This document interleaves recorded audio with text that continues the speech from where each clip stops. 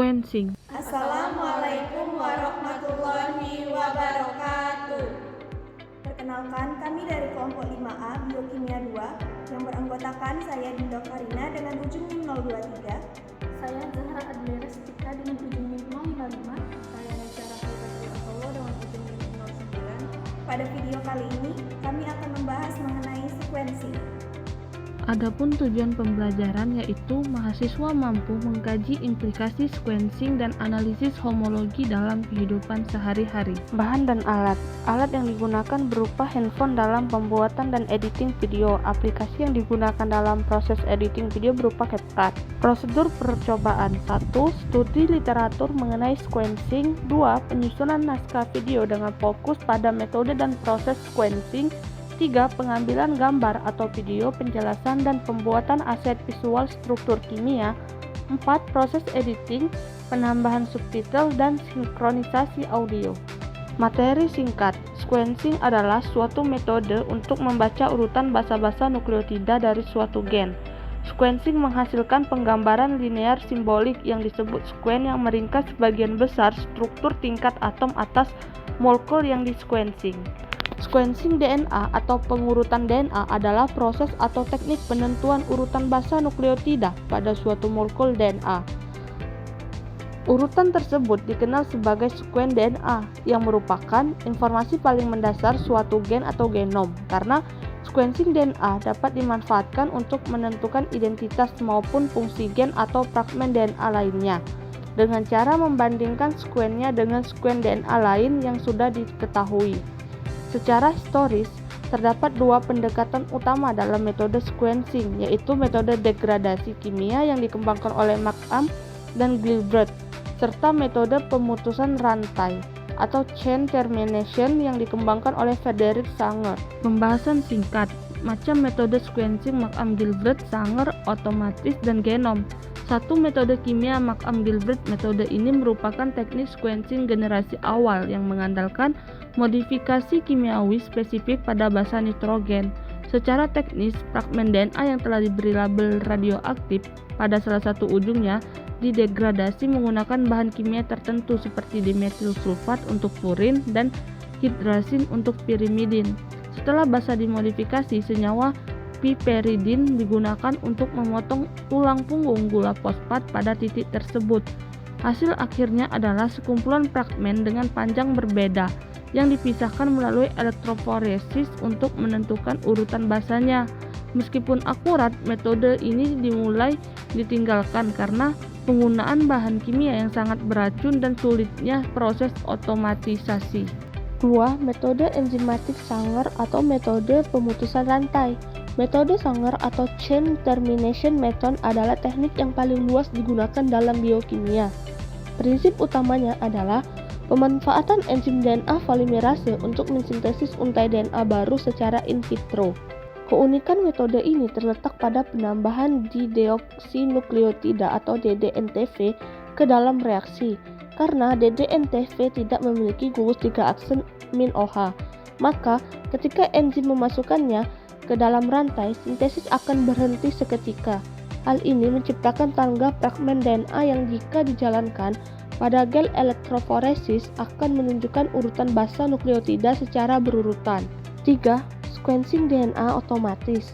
Sequencing otomatis merupakan modernisasi dari metode Sanger. Perbedaan mendasarnya terletak pada sistem pelabelan. Jika metode manual menggunakan radioaktif, metode otomatis menggunakan tab fluorescent yang berpendar. Terdapat dua teknik utama, yaitu dye primer atau label pada primer dan dye terminator atau label pada DDNTV. Keuntungan utama metode ini adalah seluruh reaksi dapat dilakukan dalam satu tabung tunggal dan hasilnya dibaca oleh sensor laser yang menghasilkan kromatogram sehingga mengurangi human error dan meningkatkan efisiensi data secara signifikan. 4. Sequencing genom atau skala besar. Sequencing genom adalah strategi untuk menentukan urutan keseluruhan materi genetik suatu organisme yang ukurannya sangat besar. Karena mesin sequencing memiliki keterbatasan panjang pembacaan, hanya sekitar 1000 bp. Digunakanlah dua strategi utama, metode shotgun atau memecah DNA secara acak dan menyusunnya kembali berdasarkan tumpang tindih urutan dan primer walking, sekuensi bertahan menggunakan primer baru berdasarkan urutan sebelumnya. Teknik ini merupakan kunci utama dalam proyek-proyek besar seperti Human Genome Project. Proses sequencing metode Sanger. Proses diawali dengan penyiapan fragmen DNA target yang telah didenaturasi menjadi untai tunggal. Selanjutnya, dilakukan reaksi polimerisasi di mana enzim DNA polimerase akan mensintesis untai komplementer dengan bantuan primer spesifik. Keunikan teknik ini terletak pada penggunaan campuran nukleotida normal atau DNTP dan didioxinukleotida atau DDNTP yang telah dilabeli zat fluorescent.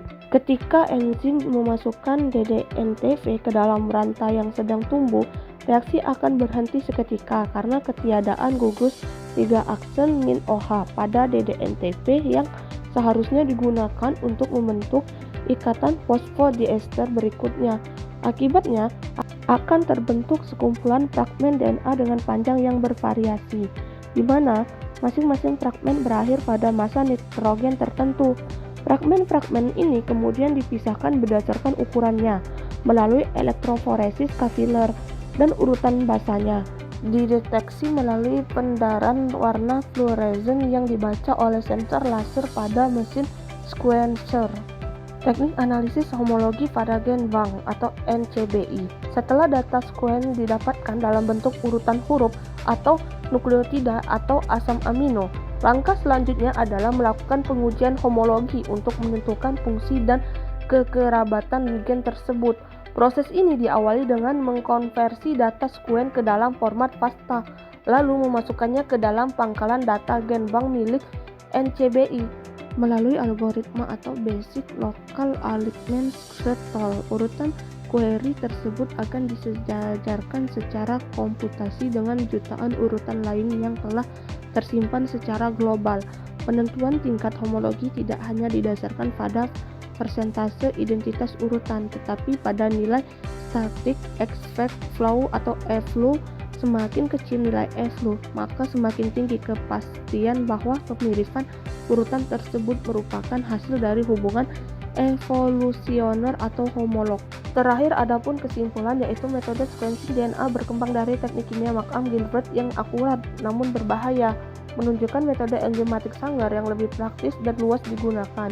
Modernisasi menghasilkan sequencing otomatis dengan level fluorescent yang meningkatkan efisiensi dan akurasi. Untuk skala besar, sequencing genom memanfaatkan strategi seperti shotgun dan primer walking. Proses Sanger melibatkan penghentian rantai oleh DDNTP dan analisis fragmen. Data sekuen kemudian dianalisis melalui homologi menggunakan BLAST pada basis data gen bank untuk menentukan fungsi gen berdasarkan kemiripan evolusioner. Dengan demikian, perkembangan teknologi ini memungkinkan analisis genetik yang lebih cepat, akurat, dan luas dalam bidang biologi molekuler modern. Demikianlah pemaparan video dari kelompok kami ucapkan terima kasih. Wassalamualaikum warahmatullahi wabarakatuh.